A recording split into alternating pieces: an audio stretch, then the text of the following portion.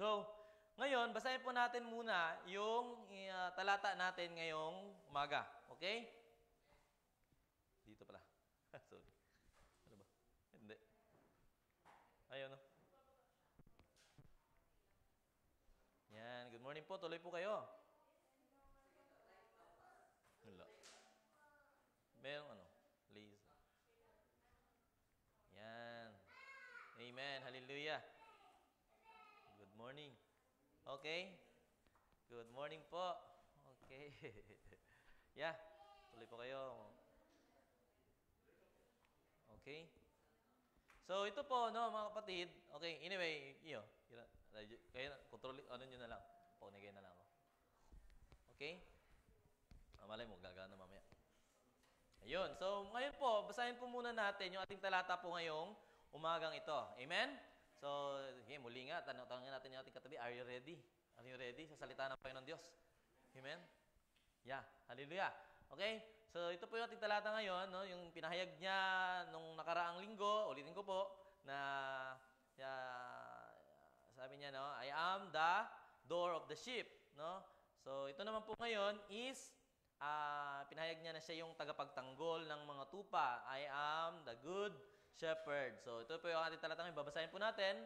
Basahin ko po sa inyo. Hayaan niyo po ako na basahin ko po sa inyo ito. I am the good shepherd. The good shepherd lays down his life for the sheep. The hired hand is not the shepherd and does not own the sheep. So, when he sees the wolf coming, he abandons the sheep and runs away. Then the wolf attacks the flock and scatters it.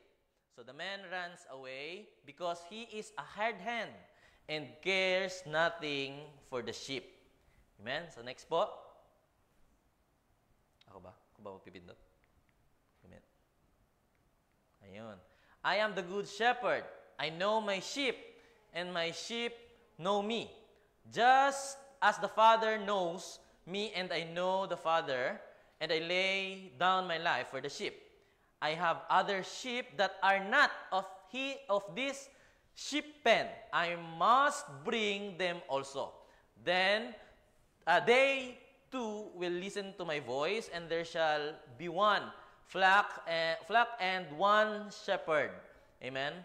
So the reason my Father loves me is that I lay down my life. So only to take it up again.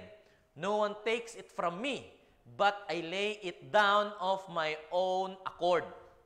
I have authority to lay it down and authority to take it up again.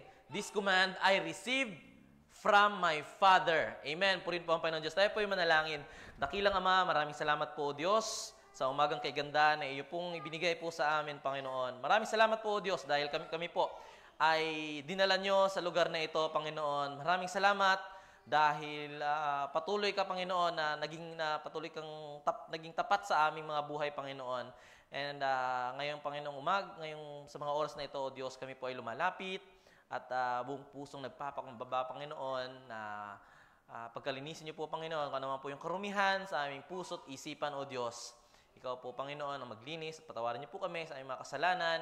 Naiisip man namin ito, nasasabi at nagagawa, Panginoon. Patawarin niyo po kami, Ama. At maraming salamat po sa salita mo na nais mong ipahayag sa amin, Panginoon, sa umagang ito na sa aming lahat, Panginoon. And Lord, dalangin ko na ikaw, Panginoon, magbigay sa amin ng karunungan, lalo na po sa akin, Panginoon, na iyong lingkod, na siya magbabahagi ng iyong salita, Panginoon. Kaya, Lord, alam namin na naniniwala ako, Panginoon, na ikaw ang kikilos sa puso ng bawat isa na nandito, Panginoon. At alam ko, Panginoon, na marami kang i-reveal sa amin, O Diyos, sa araw po na ito, Panginoon, sa pamamagitan ng iyong mga salita, Panginoon. Purihin ka, O Diyos, at sa iyo lamang ang pinakamataas na papurit, pagsamba. Sa pangalan ni Jesus. Amen. Amen. Okay, so ready, mga kapatid, no? Yeah. So, good morning. And ito po, mga kapatid, ito po yung sinasabi dito na the good shepherd. Amen? So, nandito pa po tayo sa ating series about Jesus is the I am. Amen? So, ang pagpapatuloy po nito, no, na ito ay ito po talaga ay talagang makabuluhan kapag iniisip na ang pastol ay nagsisilbi ring bilang pintuan ng kulungan. Alam niyo yun, hindi ko lang inano yung picture. No, kasi nung panahon na yon, yung ship pen na tinatawag, hindi naman yung ganun yung pintuan talagang literal na ginagamit natin na pintuan ngayon eh. Kumbaga, hinihintulad din niya yung kanya sarili na siya yung nandoon sa pintuan na yon. Okay? At nag-iisang pintuan lang yon. Yun lang yung nag-iisang pintuan talaga. Kumbaga, siguro nakaupo siya doon, siya yung upuan doon. At yun yung mabuting pastol. Okay? At siya yung tagapagtanggol ng mga tupa. Amen? No, yung mga sheep. So, maraming tungkulin ang isang pastol. Okay? At ang dalawang ito ay napakahalaga. Yung una, natalakay natin. Amen? At yung ngayon. So sa pamamagitan po nito, ipinakita po ni Jesus na siya lamang ang pinto ng kulungan. Wala nang iba. Huwag na po kayo maghanap ng iba pang pinto, kundi ang Panginoong Jesus lamang. No, siya po ay pinapakita niya dito na siya lamang ang pinto ng kulungan ng mga tupa. Okay? So ang tanging daan tungo sa kaligtasan. Amen? So ang sinumang nagnanais na maging kabilang sa kawan ay dapat pumasok sa pintuang iyon. Okay? So, yun lang yung talagang pintuan na yun. Kung nais nating pumasok is sa kawan ng Diyos, yun lang po talaga ang pintuan na ating dadaanan. So, pagkatapos, inilarawan po ng Panginoon Diyos, no, ang kanyang papel naman bilang tagapagtanggol at tagapaglaan or tagapangalaga, okay, ng mga tupa. So marami na po ang dumating na nagsasabing sila ang Kristo. Tama? Maraming nakikita tayo sa mga social media, maraming nagsasabi na sila ang Kristo. Sila yung anak ng Diyos, sila ang Kristo. Okay? Ngunit sila po lamang ay mga upahan. Alam niyo yung mga upahan? Yung mga bayaran, no? Nire-rent lamang sila. Okay? So, naghahanap ng sariling talagang makakapag-benefits sila sa bagay niyo. At wala talaga silang tunay na malasakit sa mga tupa kasi sila lamang ay mga upahan. So, si Jesus po ay mabuting pastol. Amen? Siya po ay tunay na nagmamalasakit at naglalaan para sa ikabubuhay ng kanyang mga tupa. Amen? So, habang sinusuri po natin ito, mga kapatid, ang mga aral mula dito sa tekstong ito, ay nais kong pagbulayan po natin yung ang mabuting pastol, no? The good shepherd. Amen? So, okay. Yan. Okay? So, balikan po muna natin, no? Mag-review muna tayo. So, ano yung shepherd na tinutukoy? Ano yung pastol na sinasabi? Okay? So, sa Greek word po, ang tawag po dito ay poimen. Makikita niyo po yung Bible ko. Poimen nakalagay no? Poimen. So, shepherd ang ibig sabihin niyan. Okay? Yung poimen. So, at sa panahon po natin ngayon, tinatawag po ito na pastor. Okay, no? Kami, no, mga pastor. So, okay? So, sa panahon po natin ngayon, no, pastor po ang tawag sa mga ng ating iglesia na kinabibilangan. Okay? Or ibig sabihin, yung mga caretaker. Okay? Caretaker of sheep. Tama? So, and para po sa akin, naman, no, yung shepherd is not only the pastor. Amen? Shepherd, no, para sa akin ay yung mga Kristiyano. Tayo. Amen? Na handang protektahan ang kanyang mga kapatid o mismo ang church. Amen? No, para po sa akin, ang shepherd po ay hindi lang pastor, kundi tayo ng mga Kristiyano. Amen?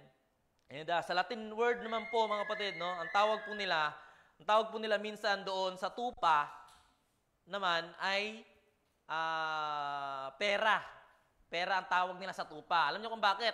No, dahil ang mga sinaunang mga Romano, mga kapatid, no, unang Romano ay nasa balahibo ang kanilang pinagkakakitaan. Sa balahibo ng tupa. So kaya ang tawag nila doon sa tupa, pera. Pera ang tawag nila sa tupa. So ibig sabihin, kung tayo po ay tupa ng Diyos, amen? Kung tayo po ay tupa ng Diyos, tayo po pala ay kayamanan ng Diyos. Amen? Tayo pala ay kayamanan ng Panginoon Diyos. Bilang ako na nagpapastor sa inyo, kayo po ang aking mga kayamanan. Kayo ang aking kayamanan, kaya minsan ang sarap yung ibaon eh. Joke lang.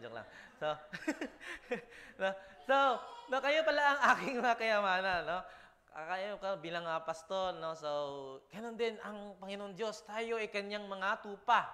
Amen? So, tayo po ay mga kayamanan tayo ng Panginoon. So, isa po lamang ang tunay na pastol ng kawan, mga kapatid, no? At siya po ay ang Panginoong Jesus. Amen? So kung kilala po natin ang Panginoong Jesus, no, patuloy tayong magalak. Amen? Kung kilala natin ang Panginoong Jesus, patuloy tayong magalak, no, sa kanyang pagkalinga sa atin. Amen? At kung hindi mo po siya kilala, no, bilang tagapagligtas, ay dalangin ko po, no, sa ating pag-aaral po na ito, kung hindi mo pa nakilala ang Panginoong Jesus na bilang iyong tagapagligtas, dalangin ko na makita po ninyo yung pangangailangan sa pastol na ito ngayon. Amen? Okay? Iyong pangangailangan sa pastol na ito. Okay? So, una po, no, makita po natin dito yung kahalagahan ng pastol. No? The significance of the shepherd. No? So, sabi niya, ako ang mabuting pastol. So, I am the good shepherd. The good shepherd giveth his life for the sheep. Amen. Amen. No? So dito po, sa isang pahayag po na ito, mga kapatid, ipinakita po ni Jesus dito yung kanyang dakilang kahalagahan bilang pastol. Amen? Okay? So, makita po natin dito ang kanyang pahayag, no? Kanyang his declaration. Sinabi niya, I am the good shepherd. Amen? So, sabi na, malinaw at tiyak sa kanya ito na sinabi ni Jesus, siya mismo ang nagpapahayag na siya ang mabuting pastol. So, sa ginawa niya ito, ipinakita niya na siya lamang ang tunay na pastol ng mga tupa. So, wala siyang kapantay o anumang karibal. Siya lamang po ang tunay na pastol ng mga tupa. Okay? Siya ay dumating upang maglaan para sa mga tupa. At alam nating lahat, no, na hindi siya nagkakamali sa sinabi niyang ito, na sinabi niya, I am the good shepherd. Okay? So, hindi siya nagkakamali dito dahil alam niyo pong bakit sinasabi ko na hindi talaga siya nagkamali na sinabi niya itong I am the good shepherd. Kasi po tinupad niya ang talagang malapastol, no, na tungkulin. Amen? So, hindi siya nagkamali na sinabi niya ito dahil tinupad niya yung tungkol sa sinabi niya na I am the good shepherd. So, tinupad niya yung pangangalaga niya, no, sa bayan ng Diyos. Amen? So, ako po ay nagpapasalamat talaga, no, sa Panginoon Diyos, no, nakikilala ko na yung nagpapastol sa aking kaluluwa. Amen, no? Ang Panginoong Jesus. Kaya habang pinag-iisipan ko po ito, pinag-aaralan, pinagbubulayan, no, yung pahayag po na ito ng Panginoon Diyos, naunawaan ko na maraming naghahanap po ngayon ng gabay, no, yung katiyakan sa buhay, no, naghahanap sila ng katiyakan na sa buhay, yung naghahangad sila ng kapayapaang talagang makakapuno sa kanilang buhay, no, sa kanilang puso. Ngunit talagang hindi po nila mararanasan yun kung hindi nila nilalapitan ang pastol, ang tunay na pastol na Panginoong Jesus. Amen? Si Jesus po lamang ang makapagbibigay lahat ng yan. Makapagbibigay ng kaligtasan, magpapabalik, no, loob sa atin sa banal na Diyos. Amen po? No? At magbibigay po yan ng kapayapaan, higit pa sa pangunawa ng tao. Amen? At nakikita rin po natin dito, no, his dedication, no? Ang kanyang pagkita naman natin yung kanyang pag-aalay, no, ng kanyang buhay. So the good shepherd giveth his life for the sheep. Amen. Tingnan mo nga yung katabi mo kung kaya mo bang ibigay ang buhay mo para sa kanya. Amen. Kaya mo bang ibigay sa katabi mo? Kaya mo bang ibuhis ang iyong buhay para diyan sa katabi mo ngayon? Amen. So ito po, no? Ang nakikita natin dito, yung kanyang pag-aala, yung his dedication. Okay? So, ipinakita dito ni Jesus, no, yung kaibahan niya sa lahat ng nauna sa kanya. Okay? Maaring mahal sila ng ilan, no, at nakapagbigay minsan ng mga mabubuting payo, ngunit walang sino mang nagmamahal katulad ng ipinamalas at ipinakita ng ating Panginoong Jesus. Walang makakahigit sa pagmamahal ng ating Panginoong Jesus. Amen? Hindi siya pumunta dito sa lupa para lamang makisalamuha sa mga tao. Dumating siya dito na may layunin. Meron siyang misyon, meron siyang purpose kung bakit siya dumating sa lupa. No? Upang ibigay ang kanyang buhay para sa mga tupa. Amen? So dumating si Jesus upang mamatay upang ang iba ay mabuhay. Dumating ang Panginoon Jesus dito sa lupa upang tayong lahat ay mabigyan ng panibagong buhay. Amen? So, dumating dito si Jesus, no? Na para mabuhay tayo. Amen? Handa niyang ialay ang kanyang buhay para sa mga tupa. So, ano po yung ginawa ng Panginoon Jesus? No? So, what did the Good Shepherd? Okay? Wala na. Ano ba? Hindi na. Ting, ting, ting. Okay. So, no? So, ano po yung ginawa, no? Ng Good Shepherd. Okay? So, sabi niya, He laid down His life. Amen? Yun po yung ginawa ng Good Shepherd. So, saan po? Doon sa krus ng Kalbaryo. Amen? Doon. He laid down His life. Hindi. Okay, tayo. Ayun. Bumalik. Wala pala. So, yun. Doon po sa krus ng Kalbaryo. At sa tingin ko po, mga kapatid, no? At sa tingin niyo po, mga kapatid, bakit po? Kaya ba inalay ng Panginoong Hesus ang kanyang buhay para sa atin dahil gusto niya ng may kapalit? Okay? Nais ba ng Panginoon Diyos na, tingin niyo po, kaya ba niya inalay ang kanyang buhay dahil nais niya ng may kapalit? Okay? Okay? Ang tunay po na Diyos ay wala na pong hihilingin pa kahit na ano. Wala na po siyang kailangan, no? Nakapalit pa. Okay? Nasa Kanya na ang lahat. Amen? The true God is omnipresent, potent, and omniscient. So, nasa Kanya na. So, wala na siyang kailangan pa sa atin. Amen? Kaya niya inalay, tandaan niyo po ito mga kapatid, kaya niya inalay ang kanyang buhay, no, dahil mahal ka niya. Amen? Sabihin mo nga sa katabi mo, mahal ka ng Diyos. Amen? Mahal ka ng Panginoon Diyos. Amen? At ang pagmamahal niya ay tunay, mga kapatid. Walang kapalit. Di ba, pagmahal po natin ang isang tao, handa nating ibuhis ang ating buhay. Tama ba? Tama ba? Pag alam nating mahal natin ang isang tao, handa nating ibuhis ang ating buhay. Handa nating ibigay ang ating oras, panahon, lakas, pagmahal natin ang isang tao. Amen? Ganito rin ang ginawa ng Diyos. Ibinigay niya ang kanyang buhay dahil mahal niya tayo. Amen? Gusto niya tayo mapanumbalik sa Panginoon. Amen? So habang iniisip ko po ito, ang kanyang talagang kamanghamanghang pag-ibig at biyaya, patuloy po akong namamangha. Amen? Siya po ang banal na Diyos, walang kasalanan, anak ng Diyos, no? Siya po ay nananahan sa kaluwalhatian, no, ng langit mula pa sa walang hanggan. Amen? No, at tandaan niyo po, siya po ang pangalawang persona ng Trinidad, no, ng Trinity.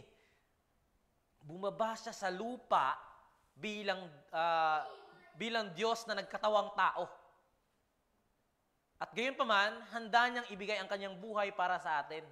Amen? Maluwag sa kanyang kalooban, no, na siyang napako sa krus. So, pinasan ng ating mga kasalanan at namatay kapalit natin. Amen? Si Kristo ang naging kapalit na handog para sa kasalanan natin. Amen? Siya'y namatay upang tayo'y mabuhay. Amen? Pwede naman kasing hindi na siya buhay. Diyos na siya eh. Diyos siya. Nasa langit. Okay na siya doon eh. Pero bumaba pa rin siya dahil sa iyo. Dahil sa atin. Dahil sa kasalanan natin.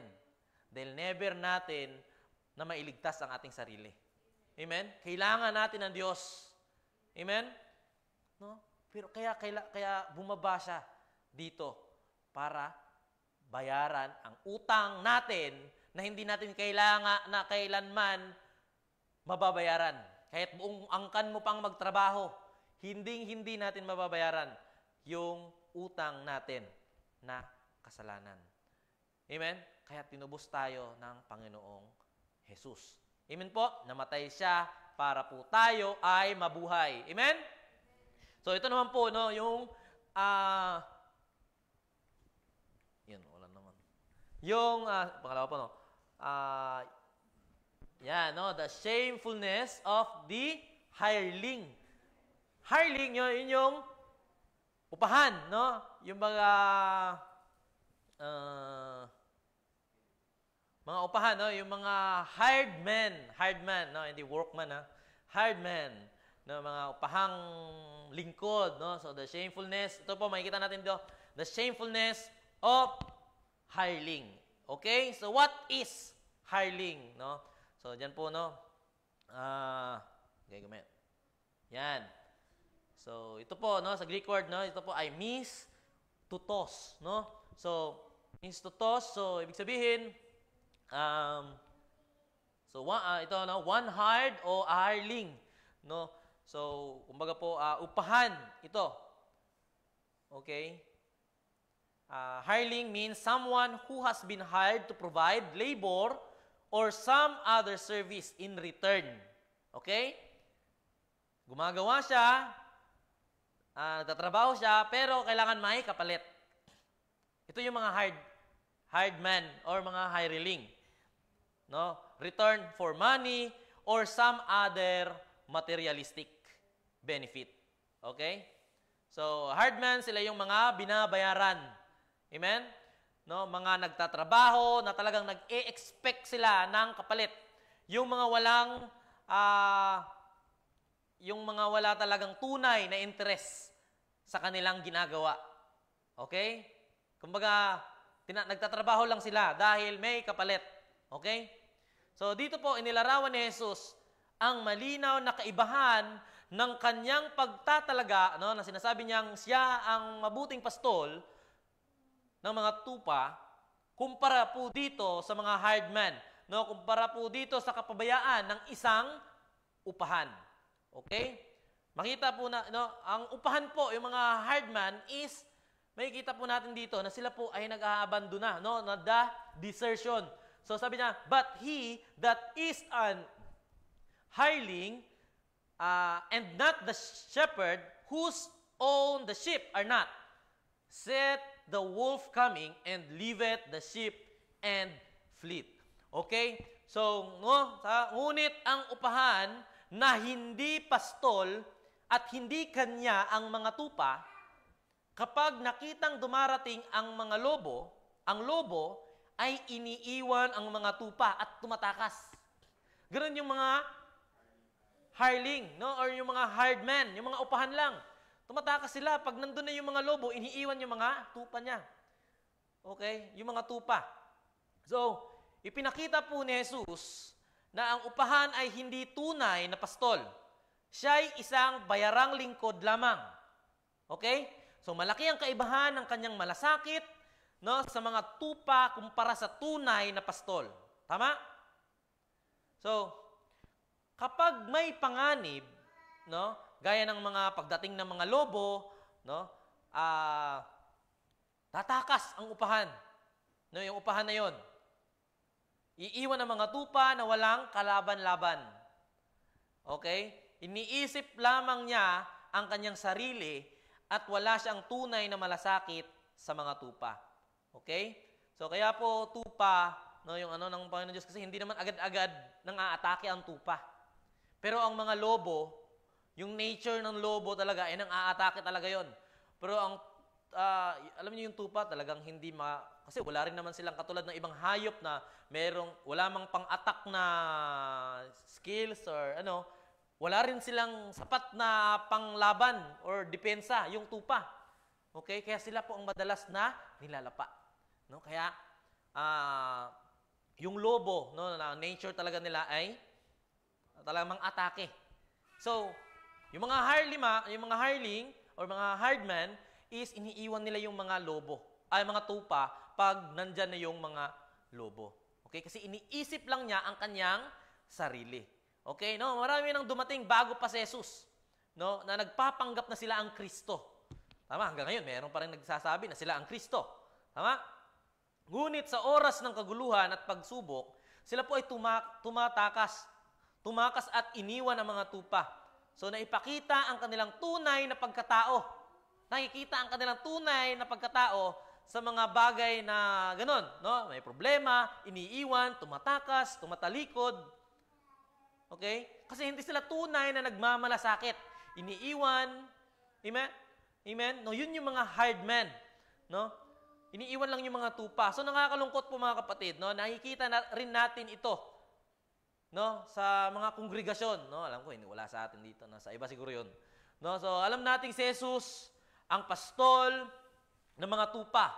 Ngunit tinawag din niya ang mga pastor bilang mga katuwang na pastol. Okay? Upang gabayan at bantayan ang kanyang kawan. Subalit, may mga iba na hindi naman tunay na tinawag ng Diyos. Okay? At kapag dumating po yung mga hirap, mga problema, panganib, iniiwan nila ang kawan. Nandoon sila, hindi dahil sa pagmamahal sa iglesia, kundi dahil sa pakinabang na maaring nilang matanggap or makuha. No? Kaya ang mga hireling nag-aabandon na yan, iiwan nila yung mga tupa. Okay? Yun yung mga upahan, no, o mga bayaran. Okay? So, yung mga bayaran, no, sila rin po ay the devastation, no, yung mga pinsala, no, na maaari na magdudulot ng pinsala. Okay? Itong mga hard men, no? Sabi niya, at dinagit ng lobo ang mga ito at pinagtatabuyan, no? And the wolf catcheth them and scattereth the sheep. 'Di ba? So, ang pag-abandona, mga kapatid, no? Ang pag-abandona ng upahan, no, sa mga tupa ay ito pa ay nagdudulot ng malaking pinsala doon sa kawan. Dahil wala ang tunay na pastol, nakapasok ang lobo. Okay? Nakapasok ang lobo dahil wala ang tunay na pastol. Wala ang tunay na tagapagtanggol. Okay? So, nakapasok dito ang lobo. So, pinagwatak-watak ang mga tupa at tiyak, mga kapatid, no, na may nasaktan doon sa tupa na yon. Mga tupa na yon. Okay? Kaya pag wala talaga ang pastol sa isang kawan, walang nagpapastol sa mga tupa, maaaring kahit sino na lang ang papasok, amen? No? At maaaring sasaktan niya yung mga tupa. Kaya meron tayong Panginoong Jesus, no, na handa tayong iligtas. Amen? At ipagtanggol sa mga nais na aatake sa atin. Okay? So, kaya no, nagpapasalamat po ako na tayo po, no, na ang ating pastol, ang ating tagapagtanggol laban sa kaaway. Amen? No? Sa kanyang pagkalinga, tayo'y ligtas, no? Ang iglesia ay nangangailangan ng mga katuwang na pastol na matatag na tatayo laban sa mga atake ng kaaway. So alam nito, no? Alam ito ni Apostol Pablo, no? Kaya ito nga po yung babala niya, no, sa Acts 20:29, hindi ko ata nalagay, no? Ito. So sabi niya, ingatan ninyo ang inyong sarili at ang buong kawan na inilagay ng Espiritu Santo sa inyong pangangasiwa.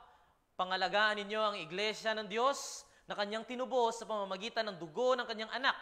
Alam kong pagkaalis ko'y magsisipasok ang mababangis na asong gubat at walang patawad nilang lalapain ang kawan. Di ba?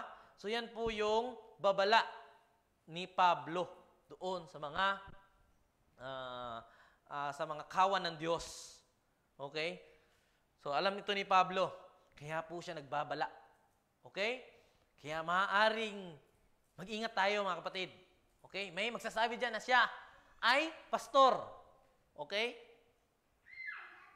Pero ang kanyang intensyon ay guluhin ang kawan ng Diyos. Okay? Maaaring may papasok dyan. No? Maaaring may papasok sa iglesia na ito. Pero ang kanyang layunin ay sirain ang gawain ng Diyos. Amen? Kaya mag-ingat po tayo doon sa mga hireling or mga upahan na lingkod, no, na nagsasabi na sila ang Kristo. Okay?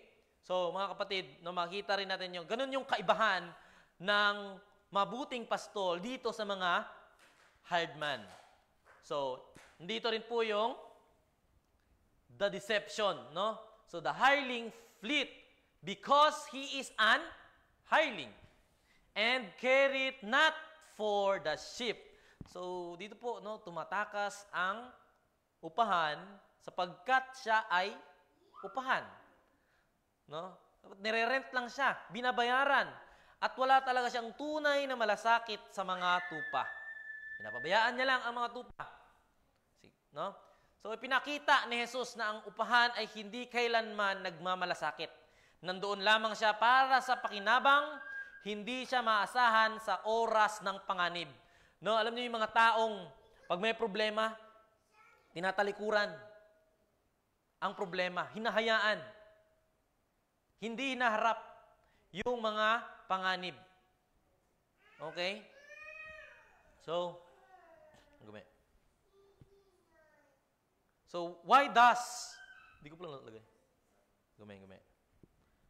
So, why does the hireling leave the sheep and flee when he sees the wolf coming? Okay? So, a hireling is interested in doing the least possible to get paid the most possible. Okay? So, expecting to get paid to sit around and watch sheep na kainin lang yung mga tupa. So, a hireling is it going to risk his own life to protect the sheep. Bahala kayo dyan. No, tatakbo na ako. Hindi na mga lobo. Kayo na bahala dyan. Ligtas niyo sarili niyo. No, iniiwan niyo yung mga tupa. Yung mga tupa, wala namang mga depensa yun. Hindi malalakas. Okay? So, tinutukoy dito, no, yung mga hardman or mga hireling, ginagawa lang nila yung bagay na kung hanggang saan lang yung bayad para sa kanila. 10 yen. Ito lang yung tatrabaho gagawin ko. Ichimang yen. Ito lang yung gagawin ko. Hanggang ichimang yen lang din. Yun yung mga hired man. Okay? Kung ano lang yung hanggang saan lang yung bayad para sa kanila. Minsan pa nga, no, ang ginagawa ng hard hand, o yung mga upahan, ay hinahanap nila yung mga gawain na madadali. Okay? At mag-i-expect sila ng malaking bayad. Okay? Or mataas na bayad. Hahanapin nila yung trabaho na madali lang. Tapos, i-expect nila yung bayad na sakto. Or bayad na mas mataas. Okay? So, guilty tayo doon. Mga kapatid, guilty tayo doon. Guilty tayo dito no? Kasi, di ba minsan, sa work po natin, iniiwasan natin yung mga bagay na mendoksay. Napaka-mendoksay naman ito. Dito ako. Si ano na dyan, diba? Tumatawa kayo. No, iniiwasan natin yung mga bagay na mendoksay gawin. Di ba? So, sinasabi pa po natin mga kapatid, napaka-mendoksay naman ito. So, ibig sabihin, hindi talaga natin totally mahal ang ating trabaho. Kasi iniiwasan natin yung, ganito talaga trabaho natin, pero namimendoksayan tayo. Maghahanap ka ng iba yung hindi mendoksay. No? So, no, wag na kayo magpaliwanag. No? Tayo po ay guilty lahat dito. Okay? Ako lang ata. No, sige. No, so, ang hard man, mga kapatid, ay nag-expect yan ng material na kapalit. Okay? Pero ang good shepherd, o shepherd, no, ang good shepherd, mahal niya ang tunay, no? Mahal niya na tunay ang kanyang mga tupa. Ang pastol, pag-aari niyang tunay ang kanyang tupa, and he is committed to love us. Amen? At handa siyang ialay ang kanyang buhay para sa mga tupa. No? Para sa atin. Committed ang shepherd sa kanyang mga tupa. Okay? Pero ang mga hard hand, o yung mga false prophet, o teachers, ay walang ganyang commitment, mga kapatid. Okay? So, bilang mga leaders o mga Kristiyano, ano po ang magiging response natin pag darating ang mga asong gubat? O sabihin natin yung mga asong gubat o yung mga problema sa loob ng church, sa loob ng kawan. Katulad ba tayo ng mga hard hand o katulad tayo ng good shepherd? Okay? Pag may problema ba sa church, umaalis tayo. Lumilipat tayo. Humahanap tayo ng malaki, maganda, at akala natin perfect na church. Humahanap tayo ng perfect na church. Wala pong perfect na church. Lalo na't kung dilipat ka doon. No? Kasi nandun ka na eh. Hindi na magiging perfect yon. Di ba? So, anyway, mga kapatid, pag may problema ba sa church po natin, iniiwan ba natin ito? No? Ganun ba tayo mag-response katulad ng mga hard hand? O katulad tayo ng good shepherd na hindi niya iiwan, handa niyang ibuhis ang kanyang buhay? Amen? So, ngunit po, ang ating pastol ay hindi po tumatakas. No? Nang dumating ang kaguluhan, hindi po siya umalis. Hindi po niya iniwasan. Siya po ay inakusahan, hinatulan, at pinako. Ngunit handa niyang ibigay ang kanyang buhay para sa mga tupa. Kailangan natin ng mga tagapanguna at talagang tatalima sa atin, no, sa halimbawa ni Jesus. At manindigan para sa kanyang kawan. Amen? Kaya tayo na nandirito na ngayon, todo na natin, mga kapatid. Amen? Itodo na natin ang ating paglilingkod, kung ano man yung ministry na ipinagkatiwala sa atin ng Diyos. Itodo na natin, gawin natin.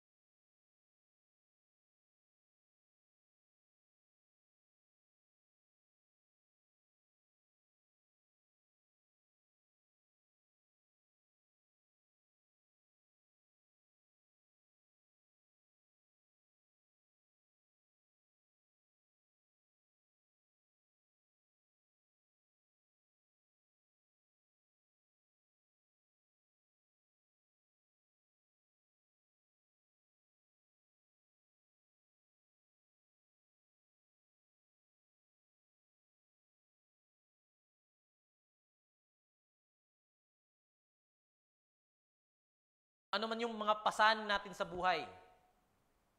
Hindi tayo, kumbaga sabihin natin, tayo yung pinakamagaling mag-alaga. Pero hindi natin higit na mapapantayan ang pag-aalaga ng Diyos sa atin. Okay? Hindi natin mahihigitan ang pagbabantay ng Panginoon Diyos sa pagbabantay niya sa atin. No? Isipin niyo mga kapatid, ginising tayo na kaninang umaga. Wala naman tayong kakayahan na gumising kinaumagahan eh. Hindi naman dahil sa alarm mo yun. Okay? Hindi dahil sa malakas na alarm mo yun. Hindi. Kundi dahil yun sa kapangyarihan ng Panginoon Diyos No, binigyan ka pa ng pagkakataon na manumbalik sa Kanya, na humingi ng tawad sa Panginoon Diyos, na maglingkod sa Panginoon Diyos habang nabubuhay ka pa. Okay? So, what does Jesus mean by I know my sheep? So, I am the good shepherd and know my sheep and am known of mine. Father knoweth me, even so know I the Father, and I lay down my life for the sheep. So, ano po, no?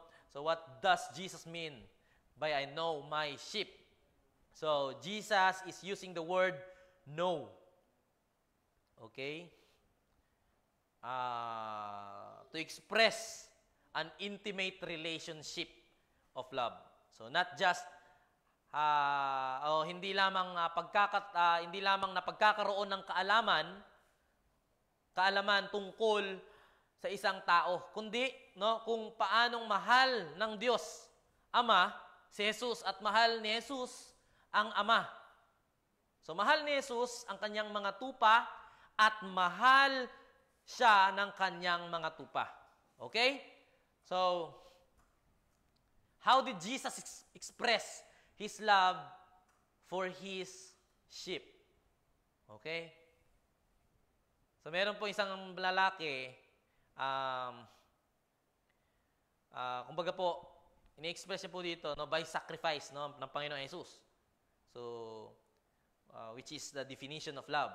So, meron po isang lalaki, talagang kailangan niyang maoperahan, dahil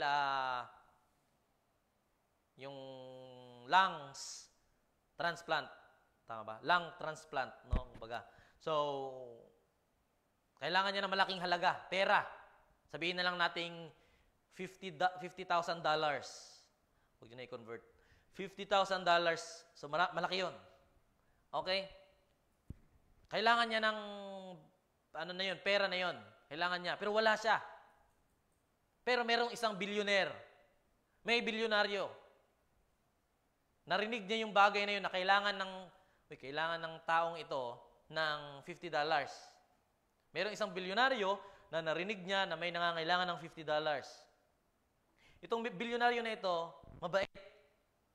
Matulungin. Ngayon, nagbigay siya ng ganung halaga ng $50 yung billionaire. Pero para maoperahan na yung lalaki na yon na kailangan niyang maoperahan or magkaroon ng yung lung transplant, okay? Makita natin doon na matulungin yung bilyonaryo, di ba? Mabait yung bilyonaryo. Talagang siya, matulungin kasi binigyan niya, hindi naman niya kaano-ano yon, di ba? Pero, mga kapatid, bilyonaryo yon. Makita natin dito yung tunay na, pero matulungin siya, pero iisipin niyo, mahal niya ba yung taong yon? Sa tingin ko, hindi. Sa tingin ko, hindi niya mahal yung tao na yon. Kasi, bilyonaryo po itong tao na ito. Pero kung yung bilyonaryo na ito ay ibinigay niya ang sarili niyang lungs doon, sa kanya, yun yung tunay na pagmamahal. Amen? Ang bilyonaryo, $50, $50,000, barya lang sa kanya yun. Di ba? So, ito po yung ini-express ng Panginoong Jesus sa yung love niya para sa atin. Okay? Kaya yung dito, kung ibinigay ng billionaire yung kanyang lungs doon sa nangangailangan ng lung transplant, yun yung tunay na pagmamahal. Amen? Kasi yung $50,000, barya lang yun sa bilyonaryong yun. Amen? Kaya mga kapatid,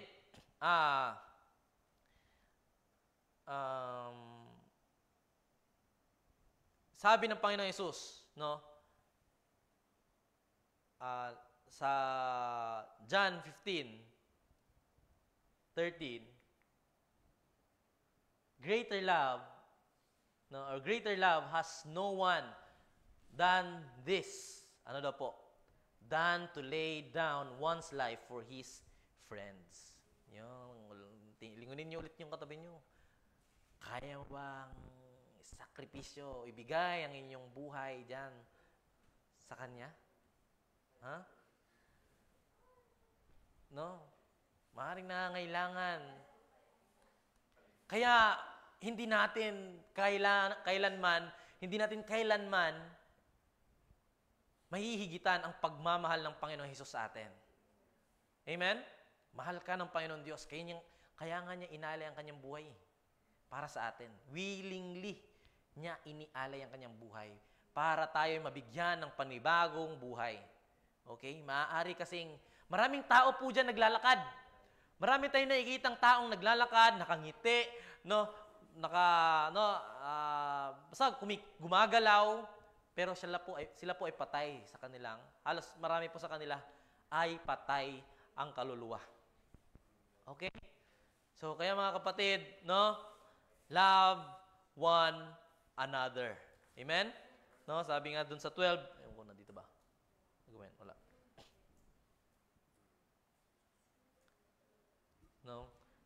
So, this is my commandment, that you love one another as I have loved you. So, greater love has no one than this, than to lay down one's life for his friends. Amen? So, habang ang upahan ay tumatakas sa harap ng panganib, si Jesus po bilang mabuting pastol ay nananatili. Harapin niya ang kamatayan at ang hatol ng Diyos para sa ating kasalanan. Hindi siya umatras, inialay niya ang kanyang buhay upang tayo'y mabuhay. Makikita rin po natin dito yung grace. And other sheep I have, which are not of this fold, them also I must bring, and they shall hear my voice. Okay? Sabi niya, at mayroon pa akong ibang mga tupa na hindi sa kulungang ito. Sila'y kailangan ko ring dalhin. Okay? So, kaibig-ibig na biyaya ang ipinahayag niya rito. Amen? Si Jesus po ay nakikipag-usap dito sa mga Hudyo. Tandaan po, mga Hudyo, mga Jews. Ngunit sinabi niya na mayroon pang ibang tupa. Okay? Nandiyan pa ba tayo mga kapatid? So ito po, nakikipag-usap siya dito sa mga Hudyo. Sinabi niya dito, and other sheep I have, which are not of this fold. So, them also I must bring, and they shall hear my voice. Amen. So, ang kausap niya dito, mga Hudyo, so, sinabi niya na mayroon pang ibang tupa. Okay? So, ano po ibig sabihin po ng Panginoong Jesus dito, Others, na sinabi niyang other sheep. Okay? Which are not of this fold, who will also hear my voice. So, ano po ibig niya sabihin dito? Yun po yung mga hintil, the Gentiles, who will believe in Him, yung mga hintil na tumanggap sa Panginoong Jesus, na nagtitiwala sa Panginoong Jesus. At tayo yon mga kapatid. Tayo yung mga hintil na yon. Kasi hindi naman tayo mga Hudyo eh. Hindi tayo mga Jews. Tayo po ay mga hintil. Okay? Kumbaga po, sinasabi sa Lumang Tipan nung araw is, ang tao ng Diyos ay mga Hudyo, yung mga Israel, sa bayang Israel. Yun yung mga tao ng Diyos. Tayo po ay, kumbaga po, kung tayo po ay mga, foreigner. Kumbaga, what I mean is, basta labas tayo, hindi tayo Hudyo. So, tao sila ng Diyos. Ngunit dito po, mga kapatid, ay ito po yung sinasabi ng Panginoon Diyos. Ito yung maganda talaga, na merong ibang pangtupa na kailangan niyang dalhin. Amen? At tayo yon na mga hintil. Amen? So, tinutukoy dito, na isa tayong mga hintil. Mga Gentiles. Amen? Tayo yung other sheep na tinutukoy dito. Amen? Tayo yung mga other sheep. And kasama tayo doon sa kung bakit bumaba ang Panginoon. Hindi lang siya bumaba para sa mga Israelita. para sa mga Hudyo, kundi para din sa atin. Amen? Para sa lahat ng tao dito sa lupa. Para po isave tayong mga hintil. Hindi lang mga Hudyo, kundi lahat ng mga tao. Pero marami pa ring mga tao na talagang ang hahaba ng kanilang mga bakod. No?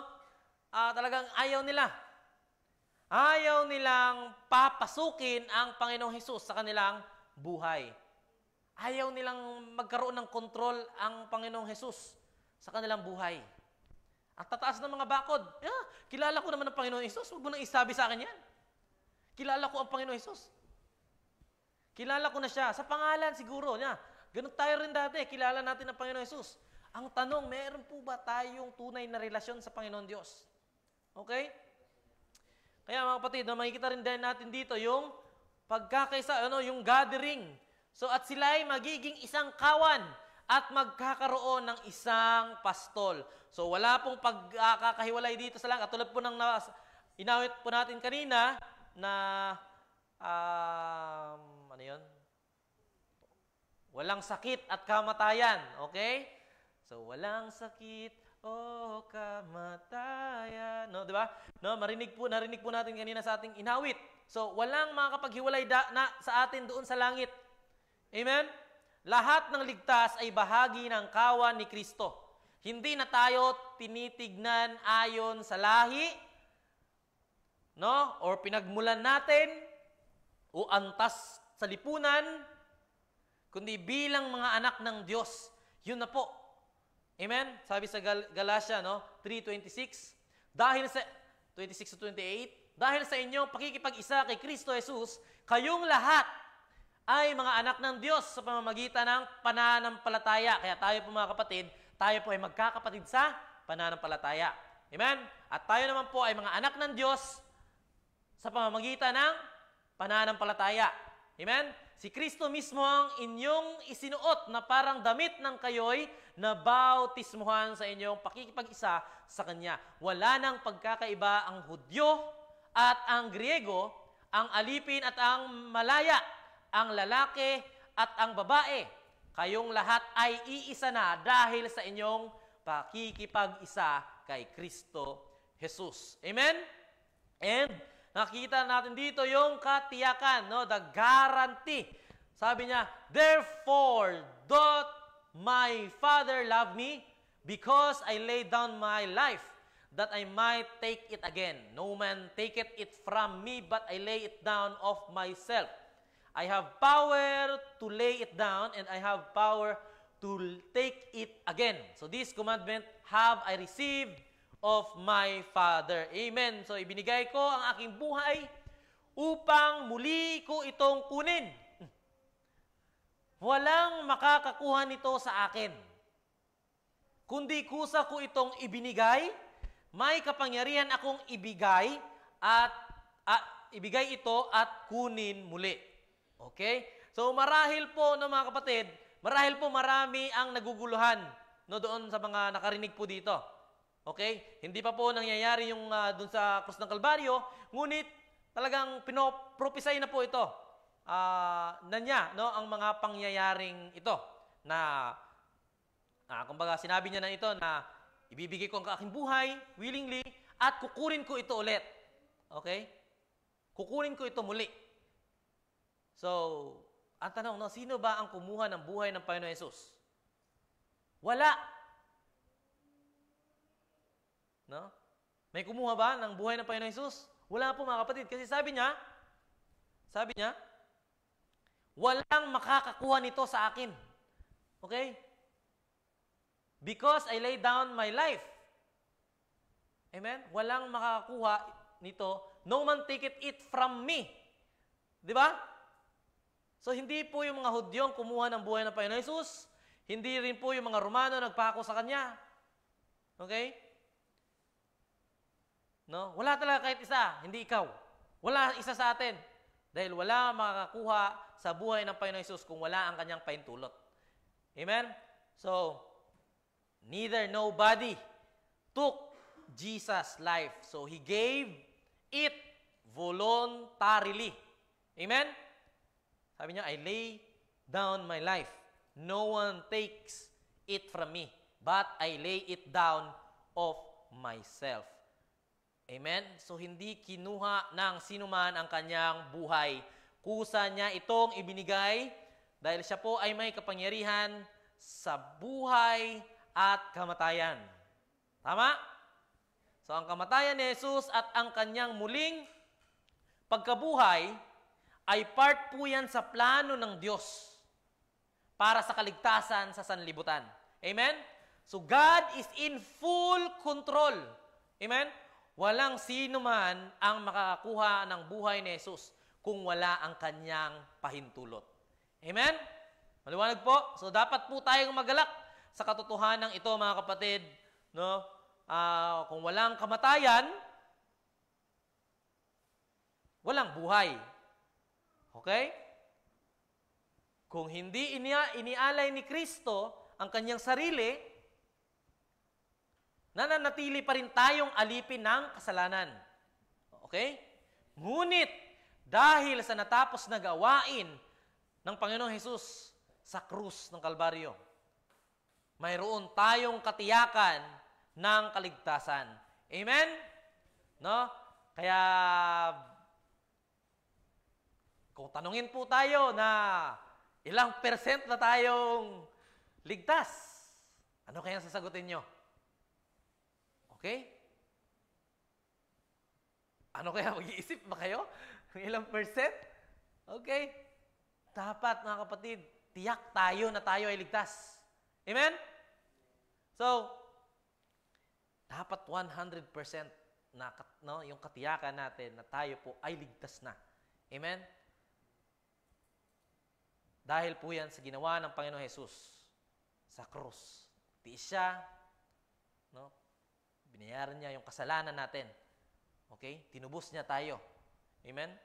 So, ang ating pag-asa, mga kapatid, ay wala sa mga upahan. Doon sa mga hired men, kundi kay Kristo lamang. Amen? So, ito po, napagbulay-bulayan po natin ang isang napakagandang bahagi ng kasulatan. So, nagpapasalamat ako sa dakilang pastol ng aking kaluluwa na naranasan ko ang kanyang pagkalinga, ang kanyang pag-iingat sa akin at paggabay. No? May katiyakan ako ng buhay na walang hanggan kay Kristo. Amen? So, kilala mo ba ang Panginoong Hesus? O yung pastol? Kilala mo ba siya bilang pastol ng iyong kaluluwa? Amen? Naniniwala ka na ba na sa kanya sa pamamagitan ng pananampalataya? Siya lamang ang pintuan ng kaligtasan. Walang pag-asa sa buhay na ito kung wala si Kristo. Amen? Lumapit ka sa Kanya kung tinatawag ka ng Kanyang Espiritu. Amen? At ikaw naman na nakilala, ikaw naman na Kristiyano na, patuloy ka bang sumusunod sa pastol ng iyong kaluluwa? Kung ikaw po ay naligaw, ngayon po yung oras na tinatawag ka niya na bumalik. Lumapit ka sa Kanya ngayon. Amen? Kaya mga kapatid, tandaan po ninyo, hindi po tayo mga hard hand. Tama? Amen? Hindi tayo mga upahan. At bilang mga leaders, we must take care of our flock. Amen? Hindi lang po ako. Maaring kayo, pagdating ng araw, meron din kayong aalagaan. Yung iba nga, meron na ngayon eh. No? Meron ng inaalagaan. Meron ng ipagkakatiwala ang Diyos sa inyo. Amen? Kaya, mga kapatid, hindi tayo mga hard hand. No, we are not hard hands. And bilang mga leaders, pastors, dapat alagaan natin ang ating mga tupa. Amen? At handa tayong protektahan sila. Mahalin sila. Amen? No? At be committed to them. No? Plan tayo ng oras, panahon. Amen? Sa kanila. No? At bilang mga tupa naman ng Diyos, dapat kilala at mahal natin ang ating pastol. Amen? No, we must know and love our shepherd. Amen? And siyempre, kung mahal natin, kung sinasabi natin na mahal natin ang ating pastol, no? Ang Panginoong Hesus, ang Diyos, kung mahal natin, walk the talk. Amen? Mahalin natin ang ating kapwa. Amen? Mahalin natin, kung mahal natin ang Diyos, mahalin mo yang katabi mo. Kung sinasabi mong mahal mo ang Panginoon Diyos, sundin mo ang mga utos ng Panginoon Diyos. Kung mahal mo ang Panginoong Hesus, Panginoong Diyos, walk the talk. Mahalin mo ang iyong kapwa. Amen? Let us pray po mga kapatid. Okay? Ama naming Diyos na nasa langit, kami po ay nagpapasalamat sa iyong salita ngayong araw. Salamat po sa iyong anak na si Jesucristo, ang aming mabuting pastol, na nag-alay ng kanyang buhay para sa amin. Salamat po, Ama, na sa kanya kami ay ligtas, inaalagaan, at hindi iniiwan kailanman. Panginoon, tulungan mo po kami na patuloy na sumunod sa tinig ng aming pastol at lumakad sa kanyang kalooban araw-araw. Nawa, Panginoon, ang aming buhay ay maging patotoo ng inyong kabutihan at biyaya. Kami po ay nagpapasalamat ngayon, Panginoon, at kami po kami po ay haalis sa lugar po na ito, Panginoon, nawa bitbit namin yung kapayapaan, pagpapala, at mayroon kaming katiyakan na nasa piling kami ng mabuting pastol. Maraming salamat po, Panginoon, sa pangalan ni Jesus, na aming tagapagligtas at Panginoon. Ito po ang aming dalangin. Amen. Purihin po ang Panginoon. Salamat po.